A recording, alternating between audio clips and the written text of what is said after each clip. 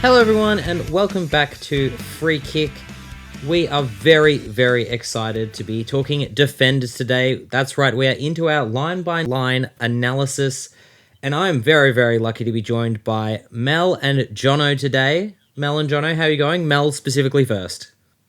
I am great. I'm excited that we're finally getting into our defenders episodes and line by line. It's really nice to kind of mix it up, and instead of thinking by club, we're now thinking by line, and the platform is open. We get to start mucking around with our teams. It's all coming together. Absolutely, and I mean, defenders has always been a really tricky line. At least that's how I felt. Jono, what do you reckon? Yeah, no, it's definitely a tricky line this year. I feel like the options we have are a little thinner than they have been in previous seasons. So we're gonna have to look a little bit deeper, but yeah, you're not wrong, Mel. It's definitely this time of year when I feel like we've got you're pulling everything together. It feels a lot more real, the preseason. We're getting close to the games, which is exciting. Yeah, very exciting indeed. So we're starting with defenders, as we said. 30% of all players makes sense because it's one of the big three lines.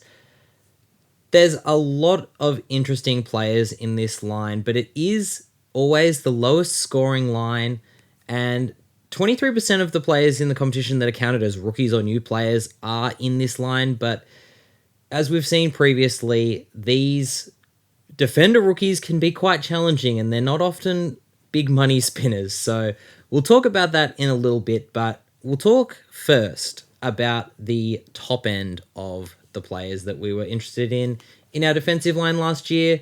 Our highest averaging defender last season was Tilly Lucas Rod, averaged 82, but they are now at a new club, so there's uncertainty around our top scorer. There was not a huge amount of high scores either when it comes to defenders.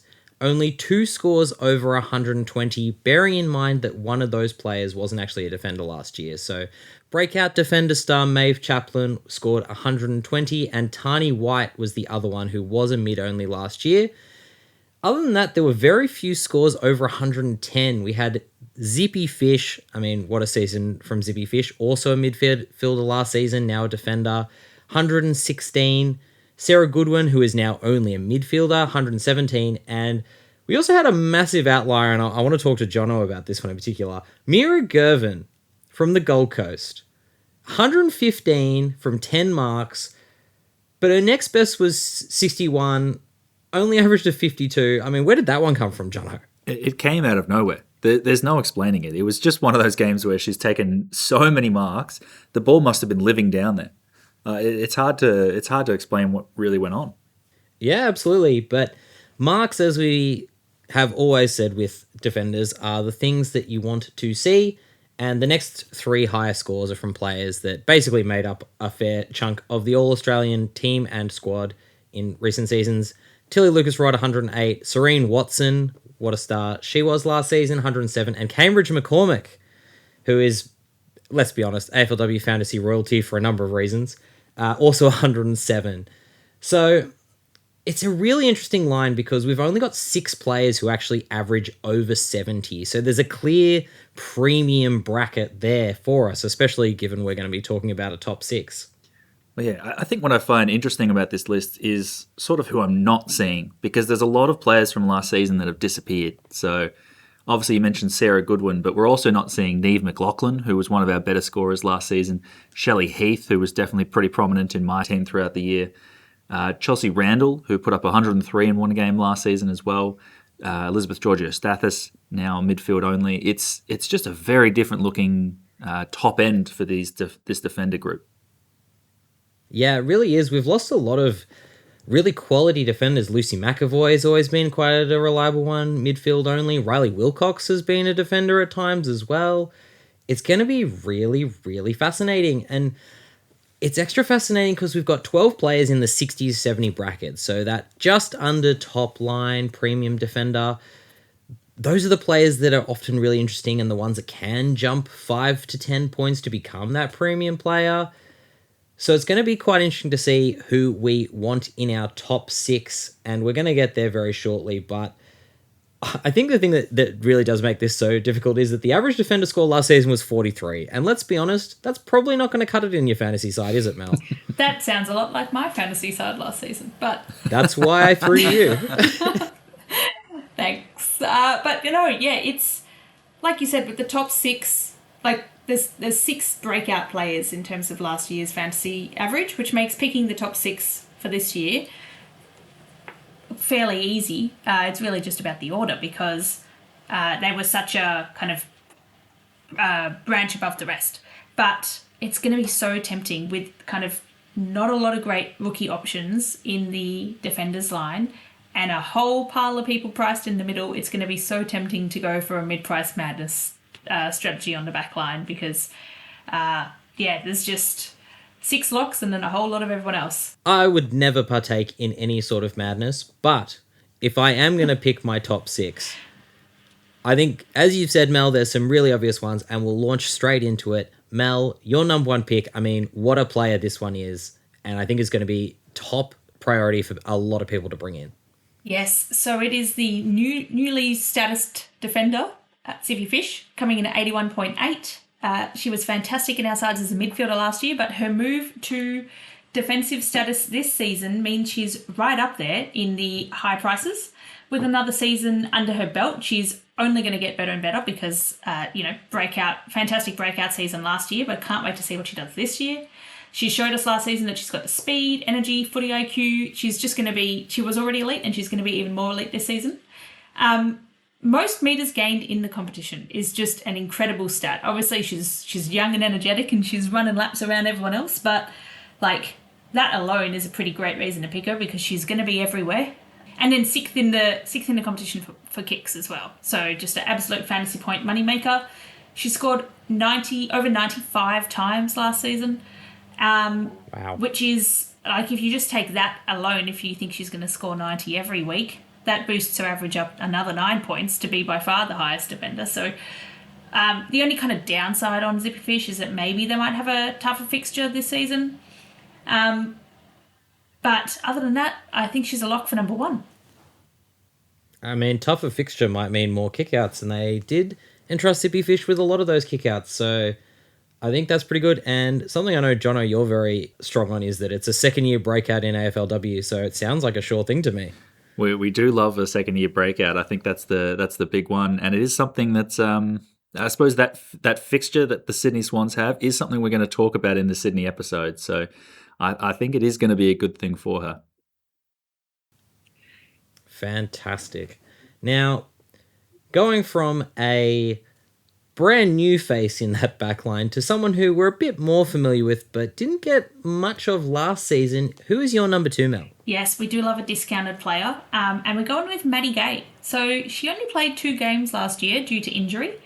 In those 2 games, she got about an 80 and an 80. So she's a lock for an 80, I'd say. But in the season before, 2024, she finished top 4 for rebound 50s across the competition.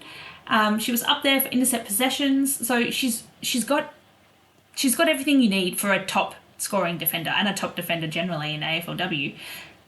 If she's coming in healthy this season, that will be really great for Essendon, firstly, because I know they could use her, but also for fantasy scoring potential. So Maddie Gay is my number 2 pick.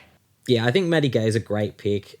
Very, very consistent. From round 1 of season 9 to last season, only scored under 70 twice.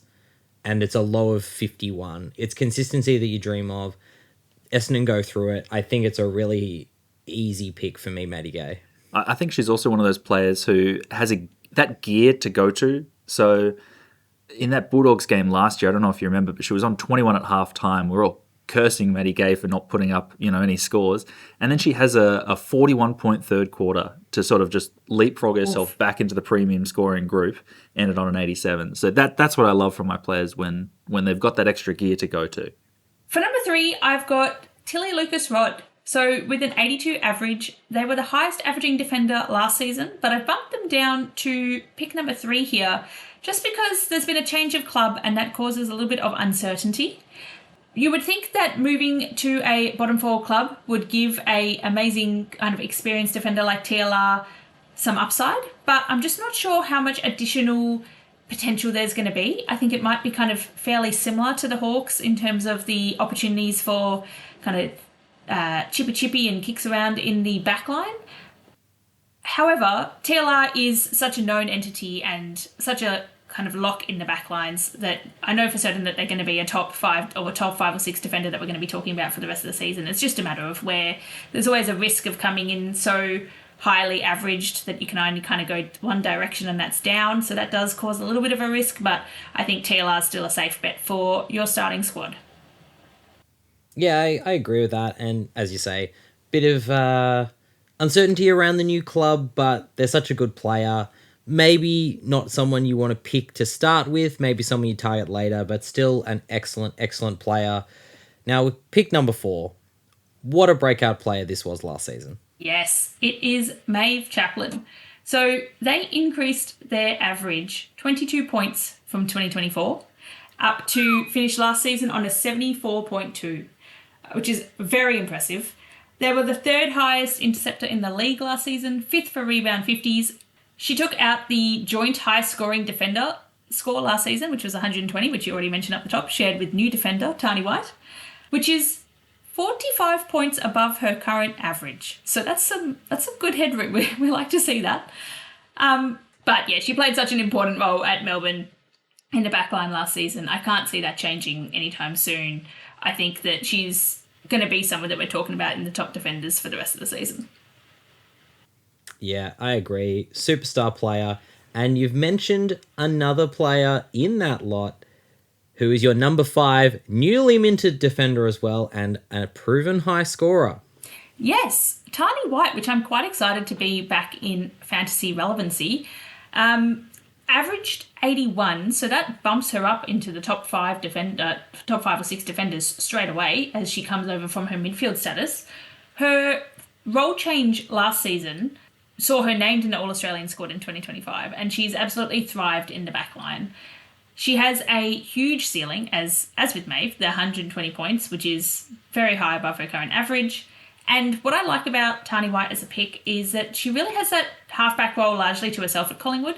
There's a lot of kind of overlapping in the midfield forward options at the Pies, but it kind of looks like Tani's a bit more of a lock on that backline role, which gives me the hope that she will be continuing to score up in the 80s as a defender this season. There's a little bit of uncertainty whether or not she can go higher. I'm not really sure what the source might be to increase her average beyond that, but you don't really need to increase your average beyond that if you're one of 2 defenders in averaging 80. Yeah, well, I mean, the way that I see the upside is that Collingwood's pressure was really good last season, but they didn't have their hands on the ball that much. So I think Collingwood are an improving side. I think this season, if they can just sort of arrest back a little bit of control of games, then Tani White's one of the players that are going to be, benefiting from that. Yeah, and the main scoring for Tani White was the marks. And if Collingwood could actually, as you say, get the ball and actually play some of that chippy a bit more rather than kicking it sideways and then panicking, that would be great for both Collingwood and Tani White scoring. So your number 6, though, Liam's heart will be singing with this one. I know. A fantastic player who we love. Rounding out the top 6 highest fantasy averages from last season, we've got Serene Watson coming in with 75.5. I've put her 6th in the list. I mean, she had a fantastic 2025, 3rd highest in the comp for rebound 50s, All-Australian. She's now the captain. So she's got a lot of promise here. However, I do feel like her average there of 75.5 is fairly well baked. She's got very consistent scoring, so not a lot of low scores, kind of low end of the high scores. I'm not really sure, once again, where that kind of breakout scoring will come from, but once again, when you're so highly averaged coming into the season, it doesn't really matter. I think she'll be someone that continues in the top defenders again this season. Yeah, very, very consistent. Other than a 35 against West Coast, was pretty much scoring over 60 every single week, which is exactly what you want. So, yeah, clearly a very clear top 6, I think, because, as you say, they all average over 70. I think they'll all quite comfortably do that again. I guess now it's a great time to talk about our underpriced premiums. So the players that are in that next band that might be able to jump into that 70 or are, a little bit cheaper because of injury, things like that. So I'm going to start off with a player who we've been a big fan of here at Free Kick for a long time, and that's Ella Heads at Port Adelaide. Now, Ella Heads averaged 65.3 last year, which is pretty impressive for a team that straight up refused to take marks. They just got the ball and were like, let's just kick it as far as we can. Her top average was a 68 in her second season at the Swans, but the thing for me is, what happens if their new coach decides, hey, what if we actually hold on to possession and do a bit of kicking around when we're under a bit of pressure? Because if there's a couple of extra kick marks there for Ella Heads, that's 10 points easy, and that's a 75. I think that would be fantastic. And I am absolutely chuffed that I'm now going to put this one down as our first defender. Watch and wait for the preseason. Let's see what that role looks like, how that game style shapes up for Port Adelaide, because I think Ella Heads could really, really benefit. Jono, do you have any thoughts on this one? Oh, absolutely. I think what Glenn Strawn does is going to be fascinating, because there's so many players there that have the talent to pull off not just the contested game style that they do, but also more of a hold possession game style. And if they do decide to go that way, we're going to see a lot of fantasy averages going through the roof. So a very, very exciting one there. Speaking of players whose fantasy averages could go through the roof, or perhaps not, but maybe they're still underpriced. Jono, who is your underpriced premium? Yeah, I mean, let's definitely temper some expectations with this one. But I do have some interest in Jade Ellinger this preseason. I think Ellinger is one of those players who's just getting better and better every season, and is a very, very consistent scorer normally. Normally, we're sort of seeing that 60 to 90 mark, scoring very consistently in that band. Actually had a top score of 94 last season, so has a decent ceiling for a defender. They just have a couple outlier games that are really hard to explain, and they seem to have one or two of these every year going back. And there's not like it's a trend against really easy teams where their ball wasn't in the back 50, or whether it was against a really challenging team who kept the ball off them. But their outlier game last season was a 36 against Richmond in round 7, which was a game that Brisbane won pretty comfortably. So I'm not quite sure why that happened. But, I mean, you just have to drop off any of these games. The average goes up by 5 to 10 almost instantly. Or you wait for that to happen and then you jump on afterwards. It's at some point I feel like Ellinger will be that 75 averaging player. I was going to say, if she's had a low score every season for the past few seasons, it's hard to see that's just going to jump out of her average this year. It's why. Yeah, it's just I can't find a reason for it, I'm looking for any sort of trend or consistency. If someone can figure it out, I'd greatly appreciate it. Take out a couple of those games, and Jade Ellinger could very easily jump into that top bracket of players. Mel, you've gone for another player who was a big breakout player last season, averaged a bit less than these two, but I think has the potential to possibly go above them. So I've gone with Britt Gutnick, who's coming in with a 60.3 average, so a little bit on the low side. But, we also didn't really define what underpriced premiums were, so I was like, this counts. She definitely had a huge improvement last season with her shift to defence. So up from a 39 average in season 9, when she was a centre-half forward, up to this 60.3. That's huge. And she became one of the 2 primary kick and takers at the Bulldogs, which has definitely been helping her with her kicks and her scoring there, kind of leading the kick-ins for the Bulldogs. Her average of 60 last season, though, includes 2 scores in the 30s. So kind of like Ellinger, if we just scrub those out, her average goes up massively. But I do think that with, another preseason and a season in this role in the back line, the average itself can just increase from her kind of like comfort level and improvement in the role. So I think she, it might be a stretch to get up to premium, but I think there's definitely headroom there, and she's a player I'm pretty excited about. Yeah, very, very interesting player. I mean, from the sounds of it, basically the trend is that if players stop scoring badly, they'll average well. Yeah, just remove those outliers. So that's how it works. So, just look for a player who just isn't going to score badly. It's that simple. We've got a couple of other honourable mentions. Charlie Thomas at West Coast has always been a really, really strong scorer. Probably doesn't quite have the same ceiling as some of the other ones, but has been very, very consistent. Yeah, I think she's one of the ones that have really suffered from a change in game style. They're playing a very contested possession game these days compared to sort of trying to hold possession and just not get scored on as heavily. They're so much more aggressive and direct West Coast. And I think Charlie Thomas's scoring has unfortunately been one of the things that have fell by the wayside as a result. Yeah, and it was noticeable last season because it wasn't a huge drop. It was dropped from 70 to 66. But it's just enough to put her just outside of that top tier premium range. And again, didn't really score badly in any particular game.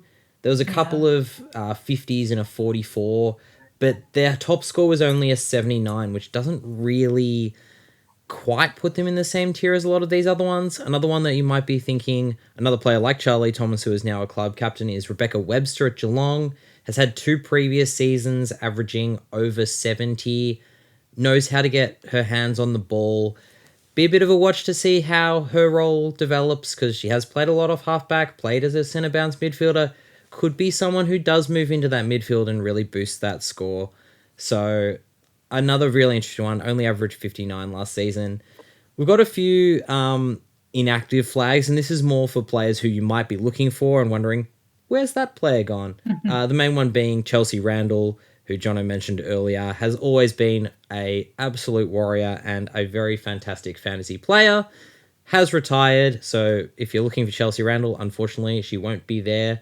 A lot of the other players that are inactive in the sense that they're no longer defenders. We've mentioned them at the start, players like Sarah Goodwin. So, yeah, the premium line is going to be fascinating and seeing how we do pick those players, but now it is time for possibly everyone's favorite part, especially when it comes to defenders, which is picking those mid-priced options, the ones that you think they're a little bit underpriced, they're a little bit speculative. They could jump up quite a bit in money. They could also mean that your season doesn't go very well at all. But mid-priced options are always fascinating. And Mel, you have a fantastic one to start. Yes, this is a mid-price option I'm fairly confident about, as opposed to some of the other madness that we might hear later. But Daisy Darcy is coming in priced at 53.4, which is due to the fact that she missed season 10 with injury. So she's coming in on a discount of her 2024 average of 66.8. So that already there, if she could, get back up to that 66.8, that would put her placed at kind of 7th, 8th, kind of top 10 defenders, just like that, which would be fantastic. I think that it'll be interesting to see how she goes with the role, because she is returning hopefully to that halfback role, but we saw that was very ably filled by Niamh McLaughlin in the past, which is going to be a combination to, I'd say, watch and see how the scoring and the potential distributes around there. But if she is looking comfortable and back like we've seen her in the past, that could be a really great leap in your mid-price range that will be fantastic to take advantage of early in the season. I think it's a fantastic one. Dizzy Darcy was a player that we were all really, really keen on. Was getting a bit of midfield time, is clearly one of the best kicks at the Gold Coast, and a player that they definitely want the ball in the hands on. I think the trajectory looks really, really good for Dizzy Darcy. I could even see Darcy being like a D2 to start. What do you reckon, Jono? Yeah, no, absolutely. And I feel like if we're trying to think of a potential role for Dizzy Darcy, then that Niamh McLaughlin role, I could almost see them rotating, one off halfback, one in the midfield, and just sort of having that dynamic between them, which I think can only be good for both of them. Yeah. Yeah. And for us. It would be fantastic for scoring. Speaking of players who were sitting out last season, Jono, you've got another player who has previously been a very, very consistent scorer. Yes, yeah. And I thought for a moment your segue was going to be speaking of elite kicks, because we've got another one here as well in Chantel Emonson, who sat out last season with a pregnancy, but returns in 2026. And I think Geelong is screaming out for this sort of a player. So In previous seasons, she's averaged 61.2 in 2023 and then 54.7 in 2024. And because of missing last season, she's only priced at 43.8. So there is built-in upside. But look, Geelong, I think their ability to move out of their back 50 is something that Mick Stanier, the new coach coming in, is going to be looking very strongly at how to do that. Having a player of Emmonson's quality back there is going to be a big boon.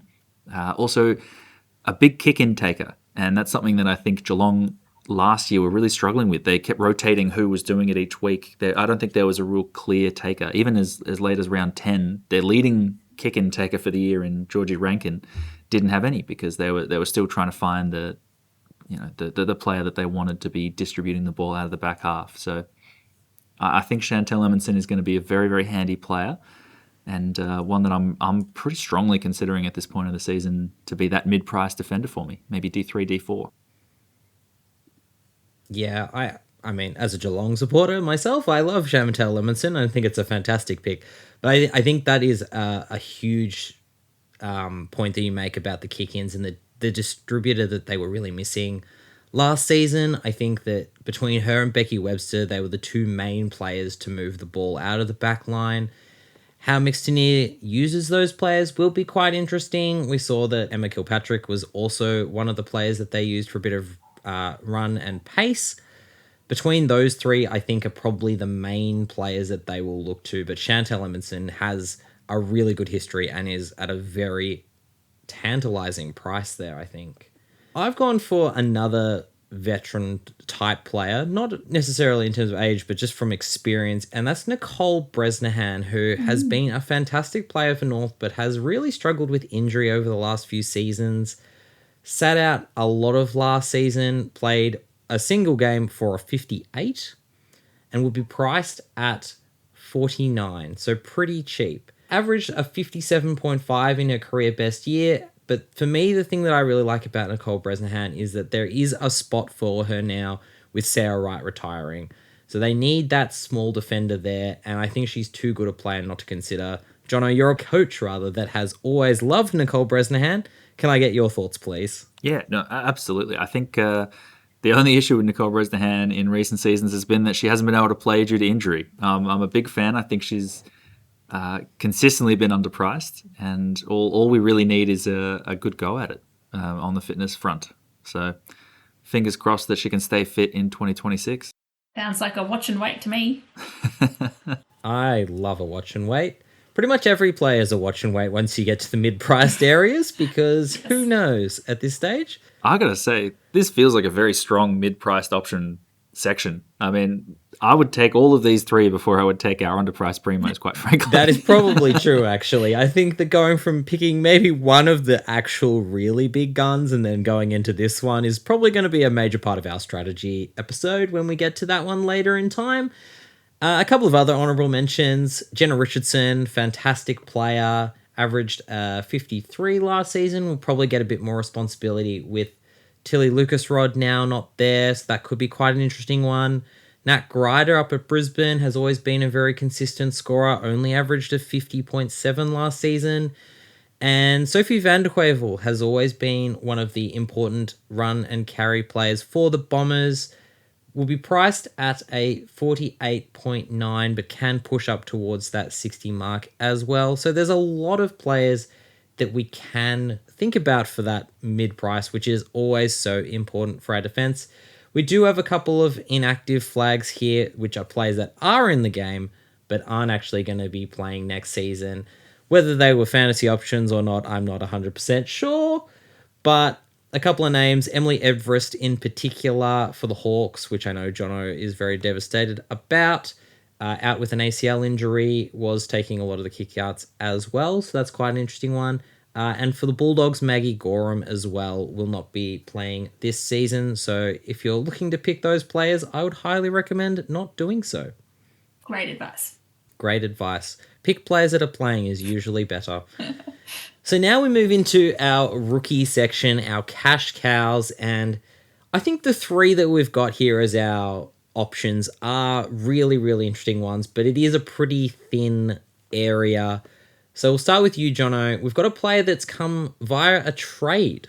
Yes, yeah. I think this is a very interesting one, and I'm hoping we get an early debut for Georgia Stubbs. Stubbsy. So basement priced, our first $200,000 player that we are discussing on the podcast, who is a very, very pacey mid and half back. Unfortunately, couldn't crack a debut at North Melbourne due to a bit of bad luck. She had a dislocated ankle in 2024 that ruled her out. She didn't even play VFLW in the last couple seasons. And by the time she was back fit again late last year, VFLW was over, and it's a very tough side to break into at North Melbourne when you're looking to get into that midfield or that half-back line. So unfortunately couldn't crack through for a debut, but has moved across to the Richmond Tigers, and I think honestly is a perfect fit for what they're looking for. They really struggled with defending on the outside last year. They did not look to have a lot of pace through that defensive line, and so I think Georgia Stubbs immediately fits that bill, and I'm very much hoping that new coach Jared Donders sees that as well. I love that Georgia Stubbs is relevant because I feel like she was one of those autofill players either last season or the season before. Yes. Who everyone's like, why has this player who is not playing been autofilled into my side? Who is Georgia Stubbs? And now, 1 to 2 years later, we get to answer who is Georgia Stubbs with like excitement. She's made it as our number one or first off the rank cash cow pick on the Defenders episode. How exciting. What a development for Georgia Stubbs. Yeah, super exciting because I think, as you say, Mel, like she had very high ownership for a player that not only we hadn't thought about at all, but wasn't going to play. Yeah. It was just like, why is this player so relevant? But I think it's a great pick, as you say, Jono. Going to a team that needs that sort of player, we really hope that Georgia Stubbs can make an impact early. Speaking of making an impact early, we have heard about this player from a player that we've also mentioned previously in this episode. Yes. Mel, who have you got as your rookie pick? I just realised I've double dogged and that I've picked Bulldogs once again. But I've gone with Mizuki Brothwell. She's coming in a little bit more expensive, so $235K, also our first $235K player we've discussed, for pick 14 at the Bulldogs. Coming in as an intercept defender, heard from the interview that she is likely to make an impact early off halfback, despite being relatively new to football. And I think the thing that gives me a bit more confidence as well is her Coates Talent League scoring. Coming in with a 65 fantasy point average with some like 17 disposal average, great on the tackles as well. I think that she has all of the tick boxes that we would want to see for a rookie to debut and put in our starting squad. So I think she's a fairly good gamble. Yeah, I agree with that. I think the real question mark with Mizuki Brothwell is, will she play? I think that's pretty much it. I mean, that is the question with a lot of these these rookies. But yeah, so we'll put a watch and wait on that one, I reckon. Yes, we will. I love a watch and wait. Speaking of players that we want to play early, I think one of the most likely rookies that will play early is my pick, and that is the pick 2 from the National Draft, Scarlett Johnson, up at GWS.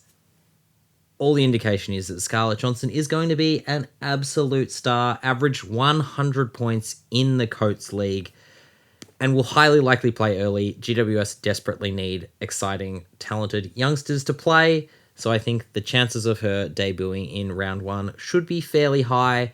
The main caveat there is that she is very expensive for a cash cow and is our first $295K player. So almost a whole $100,000 more expensive than a Georgia Stubbs, but also probably has the best track record of scoring points. And I guess that's what it's all about, really, is scoring points. Yes, and playing. And playing. Scoring points and playing. It's the most important thing you can do in this. We were going to go with some honourable mentions for other players who might be good options as a cheap defender, but we were really struggling to find any. Have you, either of you, got any players that you might take an absolute gamble on? Silence. That's exactly what I thought. We've got one player written down, which is Vumulal Loifi, former Carlton player, now the Bulldogs. Hasn't really had much of a go at it, but is a very good player when they're on the park. Will be cheap. Again, it's just a matter of where they play, and they are probably really fighting for a spot with Mizuki Brothwell. So really, whichever one of them gets a game, just jump on board. I also assume it's about a 50-50 at this point that North will debut a new Irish player who just takes over the league and becomes the best rookie of the season. And I'm just waiting to find out who that is. True, but usually that's a forward.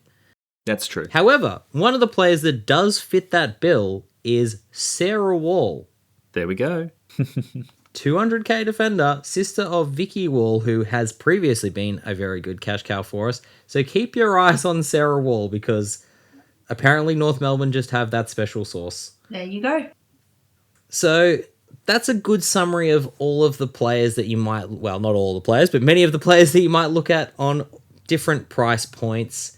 So now I guess we'll now have a bit of a chat about the line strategies and who you are probably going to consider as a lock. Who are you, Jono and Mel, going to pick as the player that you're going to put straight into your team? I'll start with you, Jono. Who is your number one player that you're going to pick? The first one that you pick, and what is your strategy going to look like? Yes, so I think Zippy Fish is probably going to be the first player locked into my side. I'm very, very keen to see the potential that she has to potentially be a 100 averaging defender. I think that's a possibility, which is very, very exciting to say. Beyond that, though, I think my strategy is going to be to target a lot of these mid-prices, because I think that's where a lot of the value is. So Daisy Darcy, Chantel Emerson, and Nicole Bresnahan are all players that I'm looking at in my side. I think I'm going to try and save my cash for other lines, to be honest, because I think here we've got a little bit of value to work with. Yeah, I think that's a really, based on what we've said so far, a really, really viable strategy. I will flag that I was going to put Zippy Fish as a lock in my side, hoping she'll be a 90 averaging defender, but if she goes 100 averaging defender, I'll absolutely take that. I think this is the line to take advantage of the fact that we have a lot of discounted players coming in that mid-price range who have guaranteed value, or essentially guaranteed value on top of them. Yeah, and the fact that we've only got 6 elite premiums to choose from. So I think picking 1 out of the 6 and then filling it up with some mid-prices is the way to go for me as well. How boring. Willow, do you have something else to add? Well, I'm going to go for a really unique idea and think maybe Zippy Fish could be... No. I think for me, based on this idea, to me, the player that I'm the most keen for is actually Scarlett Johnson. For that very reason, I think it's a cheap cash cow that we can get in our back line, especially if she plays early. Definitely got scoring potential, so hopefully that will be a very good set and forget rookie for early parts of the season. I think for me, the only sort of caveat to the pick Zippy Fish and then go mid-prices is Maddie Gay is a really, really tempting one, given she is somewhat underpriced. That's probably the only other tempter in that really top bracket. And whether it's going, say, Zippy, Maddie Gay, and then only one of those mid-priced options before going a few rookies, that's probably the only other consideration I'm going for.